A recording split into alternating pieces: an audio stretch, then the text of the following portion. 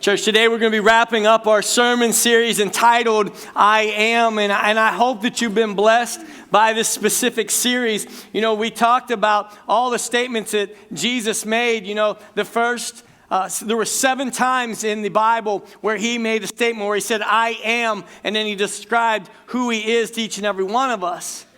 But we're only covering 4 of them this month. And the first time he said, I am the resurrection and the life.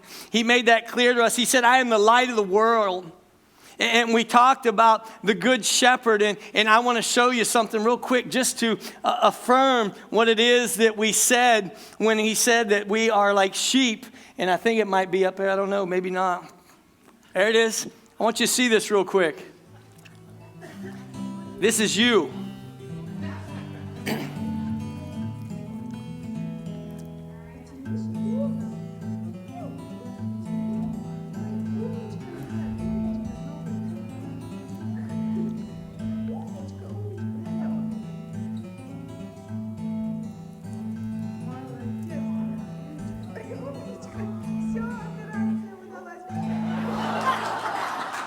That's who you are, church. That is who you are. Today we're going to be talking about the statement when Jesus said, I am the vine. In Acts chapter 4, if you'll look at this with me, he said this, Jesus is the stone builders you rejected, which has become the cornerstone. Salvation is found in no one else, for there is no other name under heaven given to mankind by which we must be saved. Church, today, again, we're talking about when Jesus said, I am the vine. And we're going to be looking in John chapter 15. So if you want to turn your attention to John chapter 15. And in verse 1, this is Jesus speaking here. He said this. He said, I am the true vine, and my Father is the gardener. So Jesus made the statement there that he is the vine, and his Father is the gardener. And we know what the gardener does, right? He takes care of the vine and the branches. But see, he also calls us to be connected to him. Church, he calls us to be connected to him. And so why is it important for us to be connected? So if Jesus is the vine and God is the gardener is the one that takes care of the branches to make sure that they're fruitful, right? He's the one who takes care of those things. But I love what Jesus said in John 15, verse 1. He said, I am the true vine. Church, what that means for each and every one of us, it means this. It means that there are some false vines that you and I can get connected to. He's not the only vine out there. He's the true vine, but there's some false vines that we can get connected to. And sometimes, church, we find ourselves connecting to a false vine. And there's a lot of false vines out there. See, inside of us, the very makeup of us, we have to be connected. It's something that's important to us, right? You want to be connected to people. Nobody likes to be alone. We want to be connected to people, right? Maybe you find connection at work. Maybe you find connection at church, whatever it might be. We all want to be connected to something or someone. And so think about it. Sometimes we think if we connect ourselves to something, if we connect ourselves to something, even a false vine, we believe that it will produce fruit, that good things will come to ourselves. So we attach ourselves to false vines. And so I want to look at it maybe on a street level so we can understand a little bit better. You know, we make the statement, well, you know, if I make more money next year, or if I can climb one more rung on the company ladder, then I will produce fruit, that is fruit. Jesus would say, nah, not so much. Or we think if I can just achieve a certain social status, if I can get somewhere socially, just a certain status, you know, in other words, if I wear the right things, if I got the right technology in my pocket, you know, I had to have the iPhone 13 because the 12 is so yesterday, right? I got to have the right stuff. Heaven forbid you have the iPhone 12 because no one's going to like you, to be honest, church. I'm joking. If you think that you're connected maybe on Facebook or any kind of social media and you got a lot of friends, then you'll think that you have made it. You think that you have arrived. And church, I want you to know, sometimes we connect ourselves to those false vines and you think it's producing fruit, but it's not. Sometimes it even looks like an appearance of something good. You know, we do this, we do certain things because we want people to think that we got it all together. The appearance of that, I got it all together. If I create a perfect image of things, a job, a home, a family. Church, these things are not fruit. They're not fruit.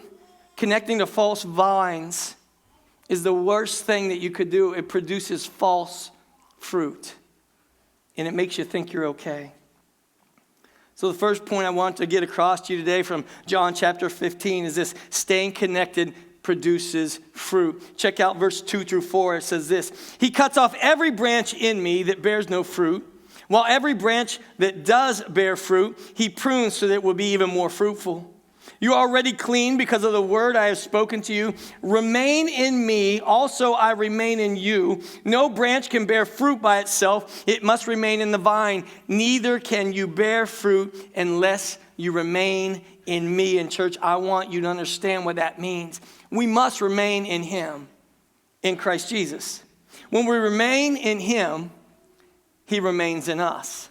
It's pretty simple, right? It's kind of like that thing that you're in the zone there, you're in that area, and so that's just naturally what's going to be happening. So when you're remaining in him, what does that look like? What does it look like for you to remain in Christ? Church, I don't know if you realize this or not. Every single one of us, all of us sitting here today, we're called to find our value and we are called to find our purpose in him. Some of you are trying to find your value and your purpose other ways. It's producing false fruit for you. You are called to find your purpose and your value in him. And Jesus is saying here that we are the grape branches. And we must continually draw life-giving nourishment from him. That's where you draw from. That's where you get it from. The true vine, without the true vine, we will wither and will die. That's how it works, church. Early Christians, they remained in him. They remained in him as they continued steadfastly in 4 practical things. Here's how the early Christians did it, right? The teaching of the word, through fellowship, breaking of the bread, communion, and prayer in all of its forms. Confession, gratitude, petition, even lamenting. If you don't know what lamenting is, it's like grieving and crying out to God. That is how they stayed connected. But this verse also talks about pruning. Fruitful branches are cut back to promote growth. In other words, sometimes, church, God has to discipline us to strengthen our character and our faith. And we hate discipline, don't we? I can't stand it when someone even just tells me I'm wrong, let alone disciplines me, and I believe you're probably the same way. But that's what he does. He disciplines us to strengthen our character and strengthen our faith. We don't like this, but it's for our own good. That's what he does. So what kind of fruit are we talking about here? And this is something some of you have heard before. You're going to be blown away. For those of you who have not, turn to Galatians chapter 5, verses 22 and 23. We're going to talk about this kind of fruit that Jesus is speaking about here. In verse 22 of Galatians chapter 5, it says this: But the Holy Spirit produces this kind of fruit in our lives: love, joy, peace, patience, kindness, goodness, faithfulness, gentleness, and self-control. And then it goes, there is no law against these things. Church, as you hear these words and you think about these fruits, when you think about these things I just spoke, you might just be saying like, man, I want those. You sit there and look at all that fruit, right? Love, joy, peace, patience, kindness, goodness, faithfulness, gentleness, and self-control. You look at that fruit that is being produced and you're like, man, I wish I had some of that. I just want some of that. Kindness, right? Goodness, gentleness, faith, self-control, church. This is the fruits of the Spirit. As a Christian, this is what you and I will produce. This is what we will produce. And some of you are mass producers of these fruit. I've seen it. Some of you are sitting here in church and really and truly, nice job. God's doing amazing things in your life. You are mass producers of these fruits. And others of you, you need some pruning done. You need some pruning done so you start to have these fruits so that they are evident in your life. So being disconnected, church, second point I want to make to you today, being disconnected produces nothing.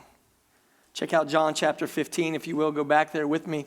In John chapter 15 and see in verse 5, Jesus said this. He said, I am the vine and you are the branches. If you remain in me and I in you, you will bear much fruit. Apart from me, you can do nothing.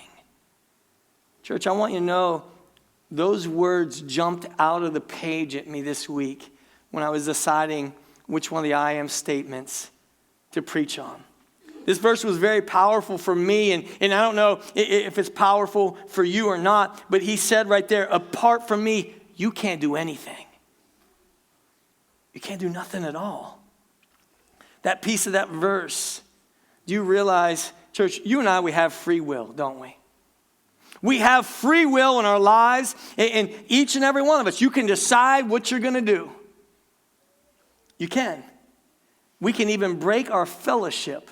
You got free will to break your fellowship with God by allowing sin in our lives.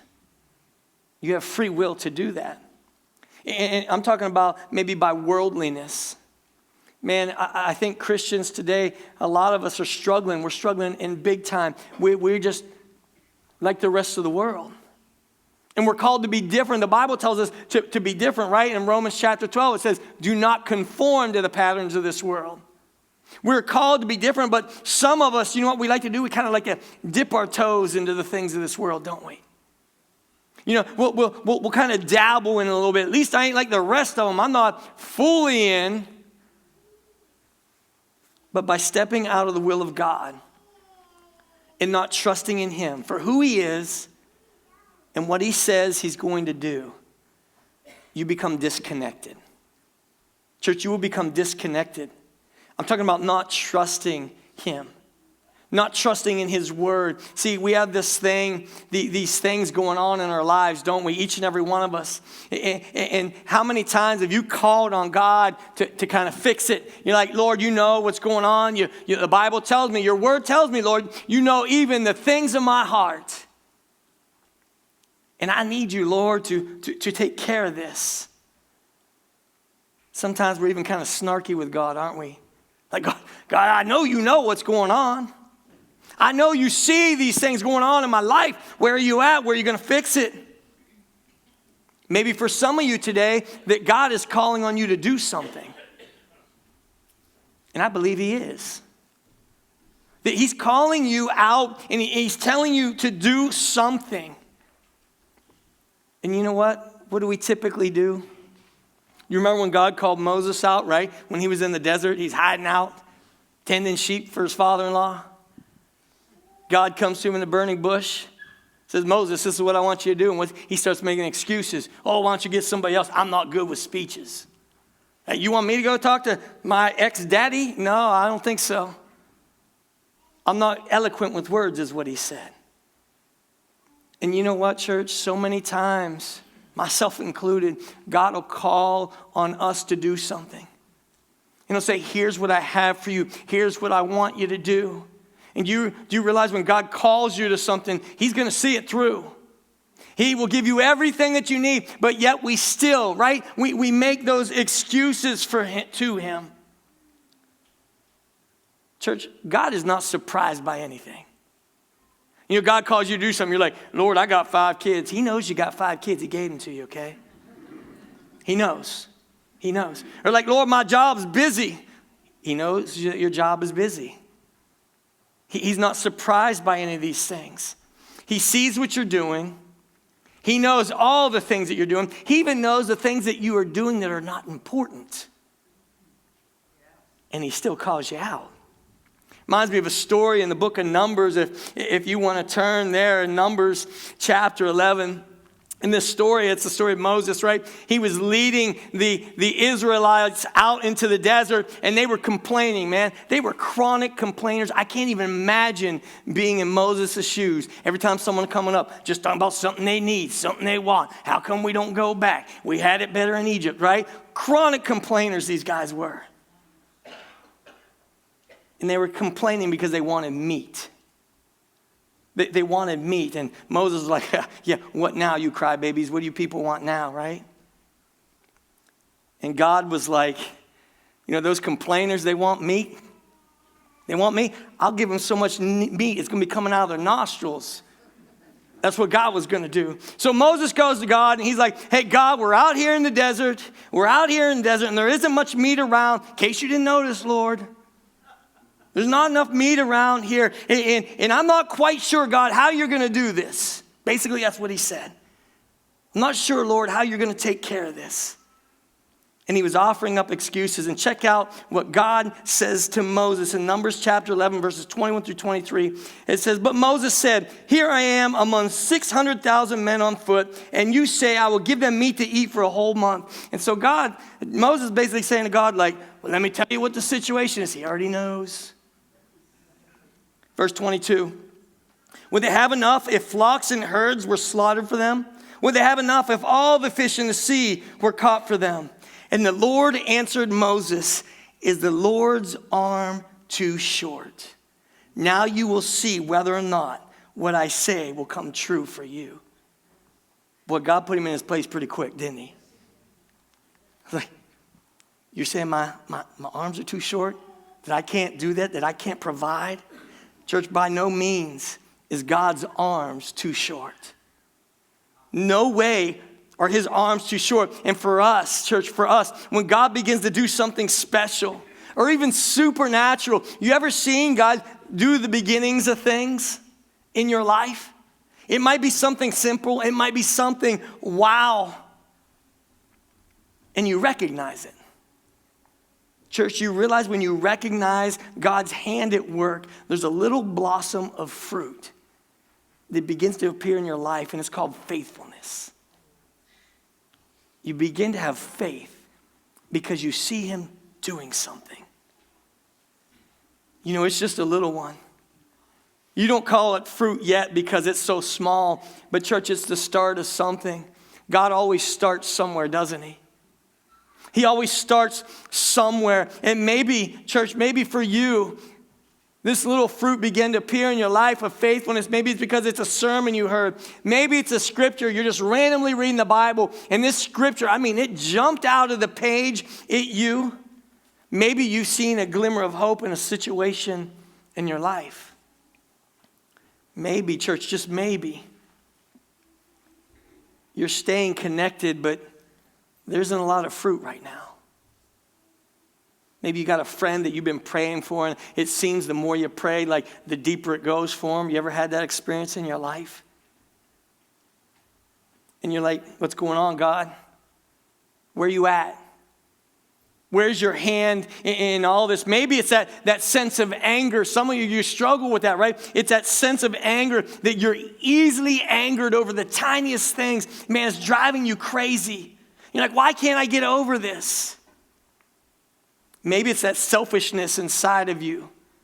You know you're selfish, and you're sick of it. And you're like, I'm connected.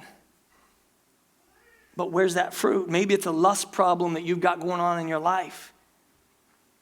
You're lusting after things, but you just can't get over it. And you're like, I'm trying to stay connected, but there's no fruit. And what did Jesus say? I want to remind you what he said, church, in John chapter 15. Jesus said, if you remain in me and I in you, you will bear much fruit.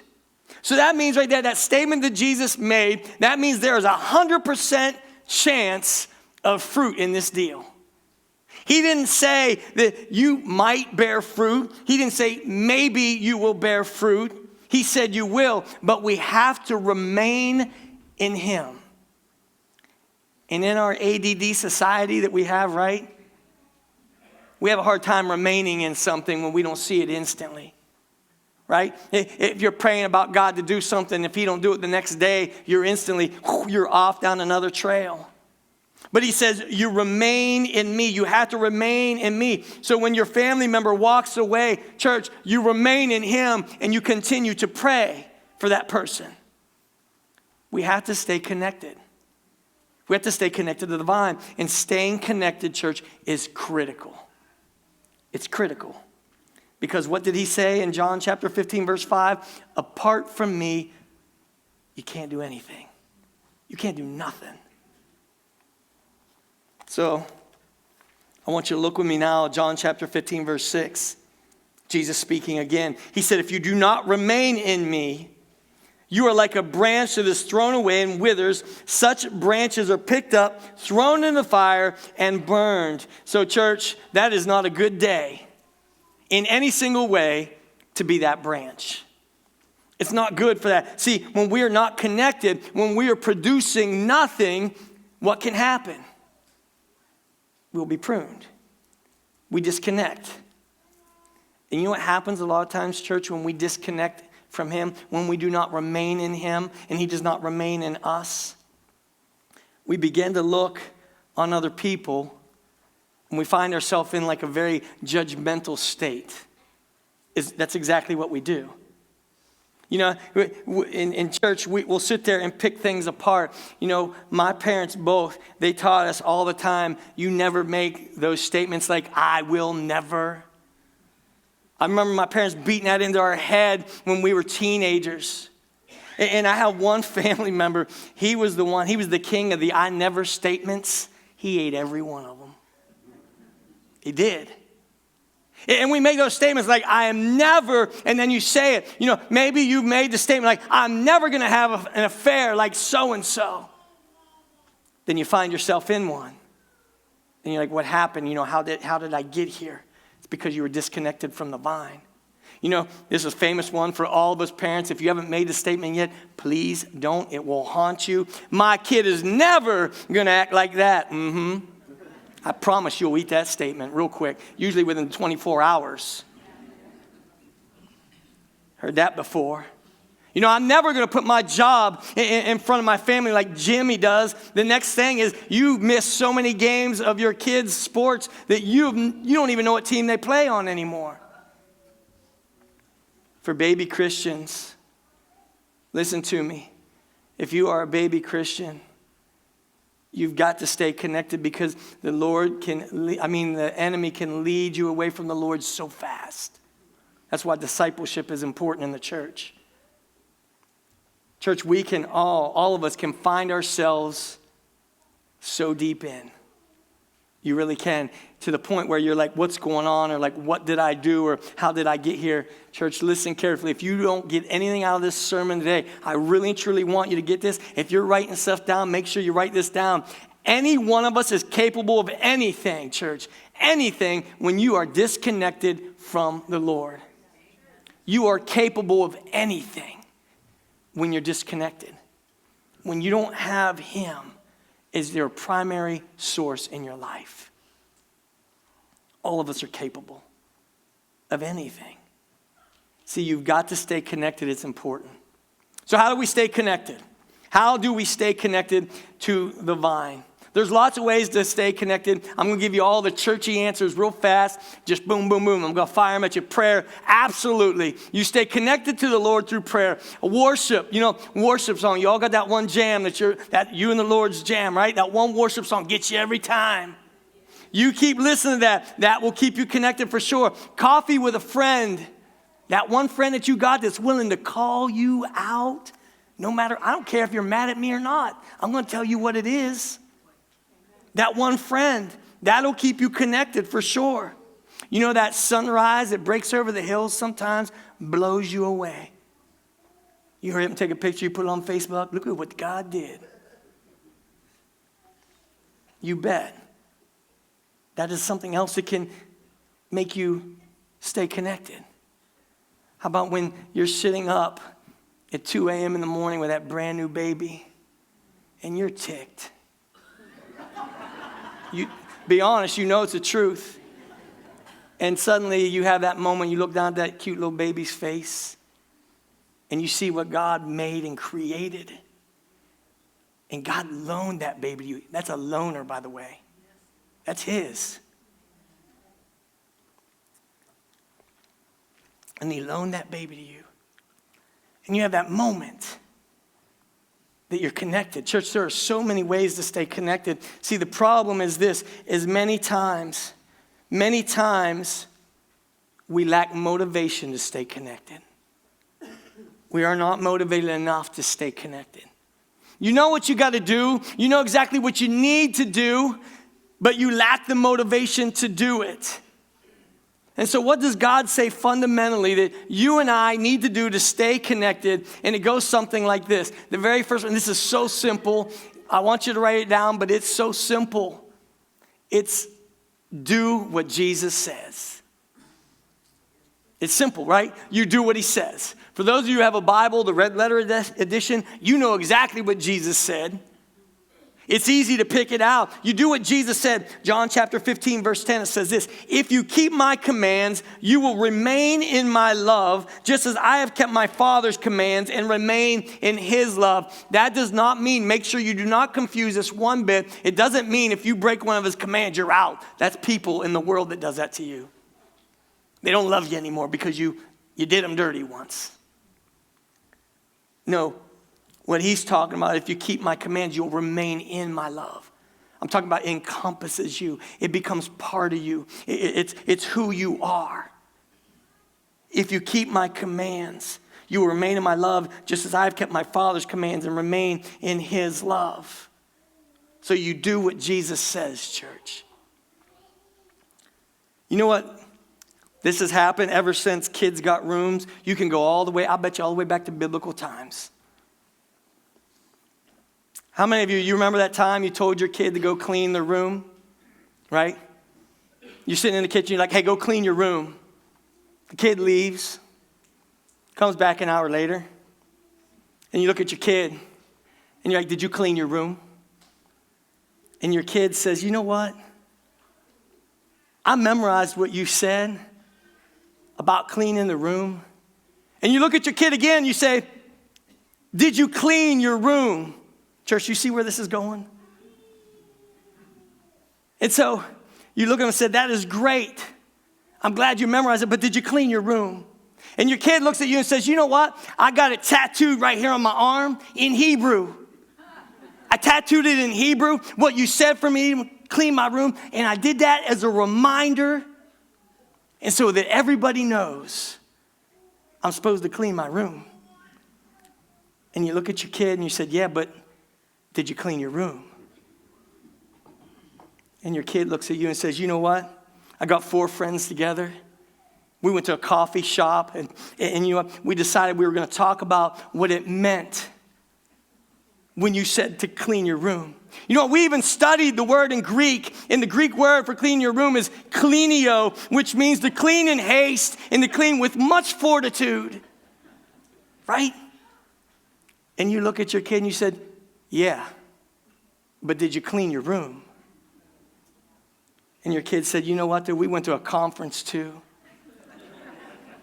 We went to a conference and we talked about what it meant to clean your room. And then some guy stood up, blew us all away. He told us how we could clean it more effectively. And you look at your kid and you say, yeah, but did you clean your room? Church, this morning, God might be saying that to you right now. Think about it. Is he looking at you and say, did you clean your room? You know, we simply just need to do what Jesus says. We got to clean our room. See, God has been telling us this for a long time now, right? He's been telling you what it is that he wants you to do. And you know what, church? He's even backing it up with his word. He's constantly reminding you in his word. And people have been telling you over and over and over again, you need to clean your room. You should do this. And you're like, I can't do this. And God is saying, you know what? It's time. It's time for you to clean your room. He's like, come on. You got to quit just talking about it. You got to quit praying about it. How many times do you need me to tell you, to confirm this to you, that you need to clean your room? How many times has the preacher stood up and told you that you need to do this? You know, you need to get into a Bible study. You need to get in a small group. You need to do something. You need to step up and do what it is that God is calling to you. And you kind of give it that same old answer like, I don't know what I'm going to do. I'm praying about it. It's time for you to clean your room, church. Maybe you need to spend more time with your kids. Invest in them. before they're gone. Church, you realize what your responsibility is? It's to teach your kids about Jesus Christ. For sure. Don't you dare leave that up to the world, because they'll teach them everything but Jesus Christ. That is your one job. You know, your kids, maybe you invest in heavy into your grandchildren. You teach them what God's word says and what God's plans are for their life. Because you know what? You are going to blink your eye and they're going to be gone, making their own decisions. And if you taught them about God, church, if you brought them up in a way that the Bible tells us to, they'll come back. I believe that God is telling you to clean your room, church, to invest in the kids that he's given to you. He has lent them to you, trusting you to do what he's called you to do.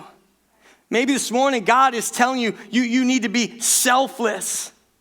You need to be more selfless in your life. Stop thinking that the sun rises and the sun sets on you, because some of us are like that. God's telling you to clean your room. Church, we've got to do what Jesus says. Because he tells us this: if you keep my commands, you will remain in my love. And the second way to stay connected to the vine is this. Man, this is so simple this morning. We make it hard, church. Is you've got to love like Jesus. You got to learn to love like Jesus. John chapter 15, verse 12, he says this: my command is this, love each other as I have loved you. Man, when he added that, as I have loved you, you know, it's simple. God's telling you, oh, you got to love everybody. You're like, okay, I can do that sometimes. But when he says, like I have loved you, that kicked it up a notch right there. You realize how he loved you, church? Do you realize how he loved you? You know that neighbor that you can't stand? Nobody in the neighborhood likes him. You justify it, don't you? Nobody likes him. He's telling you to love them. It's hard. But see, it's not just how we would do it, but it's how he would do it. Right? Church, we have destroyed that word love so bad in the English language in our society today. You love your car. Don't love your car. It's not going to give you anything back. You know, you love Pop-Tarts. You love pizza. You love things that we're not called to love. But Jesus said, he said, my command. This is a command, not a suggestion, not a casual thing. He says, my command is this: love each other as I have loved you. And see, Jesus had a problem right here, though, church. He had a very big problem, because his disciples, for years, they were wondering who was going to be the greatest. See, they talked about it on the way to Jerusalem. They talked about this on the way to Jerusalem during the Passover meal. They argued about it, who was going to be the greatest. And Jesus was like, come on, guys. The greatest among you is the one who serves. Jesus always got to throw it out there, doesn't he? In other words, he says, it's the one who loves. Do you understand that one of the greatest way that you can show somebody how much you love them is to serve them? Every year we do Mission Wellsville here in the community, and where we go and help people. And you get a bunch of teenagers together. It's an awesome week. We go out and we serve, we do things. Last year we had a kid, he was brand new to the whole scene. Never even saw him in youth group. He just kind of ended up being there. And we were the first day at the job site, 100 degrees almost every day last week. And this kid, he leaned over and he goes, hey, how much are we getting paid for this? Nothing. You aren't getting paid nothing. As a matter of fact, you had to pay me money to help this old lady. This elderly lady, I mean. I'm learning. I'm a slow learner. But you know, by the end of the week, he learned what it meant to serve selflessly. That we were doing it because we needed to. Because we were going to show some love to this woman. In other words, church, he says the one who serves is the one who loves. And you know, when they get to dinner, when all the disciples get to dinner, Jesus, what did he do? He's always making grand statements, isn't he? Jesus, he puts a towel around his waist And he bends down and he washes their feet. And he tells them this, church. Not only does he tell them, but he shows them what this looks like. He tells them, he says, I am the vine and you are the branches. He said, if you remain in me and I in you, you will bear much fruit. But apart from me, you can do nothing. And then check out what he says next. He says, you want to remain in my love, then keep my commands. You want to remain in my love, you keep my commands. In other words, do what I say. You go love each other as I have loved you. And then the very next thing Jesus said, this is going to blow you away, church. He said this, greater love has no man than this, that he would lay down his life for his friends. Talking sacrificial love. Too many times we will only love somebody if they do something good for us, right? I hear this statement all the time. You know Jimmy? Oh, I love Jimmy. He came up and cut my grass for free. I love him. Would you love Jimmy if he didn't cut your grass? Church, it's a sacrificial love. Greater love has no man than this, that he would lay down his life for his friends. So as I ask the praise team to come up here this morning, I want you to realize something. Jesus is telling us to love each other. He's telling us we need to love each other. And when you begin to do that, church, when you begin to demonstrate that love to one another, do you realize that there is a cycle that begins? God begins to produce fruit. There's a cycle that happens. It's like a little bit of love here. Then there's some joy over there and a little patience, some kindness. Lord knows that you guys need some patience and kindness. Then faithfulness, then gentleness, and all these things, church, begin to produce themselves. And we stay connected to the vine. So this morning, I got a couple questions for you. First one is this: what fruit are you producing, evidently producing in your life? What evidence of that fruit is there in your life? Jesus said if we remain in him and he in us, that we will bear fruit. So then my second question is to this: